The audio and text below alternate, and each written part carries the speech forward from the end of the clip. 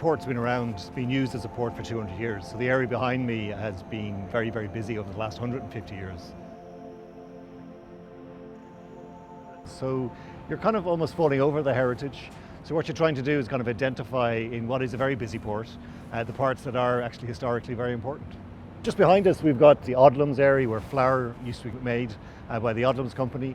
That's owned by the port, and we're hoping to turn that into an area of cultural, a kind of cultural destination space.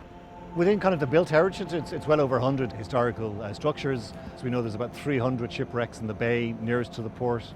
Within kind of the area of the port, there's about 18 wrecks that we've fully identified.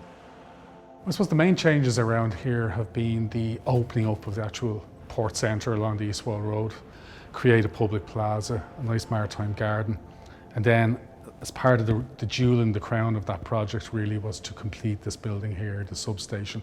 So the idea is to link all these new vistas of the old and current port in a nicely designed public realm.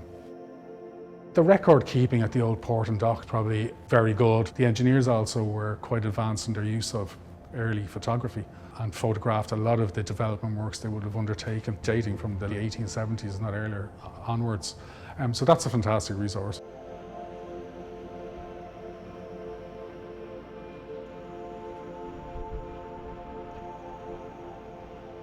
So long-term plan, since about 2015, we've been opening a distributed museum network throughout the port. In the summer now, we're going to have a greenway along the northern fringe of the port, which is overlooking Clontarf.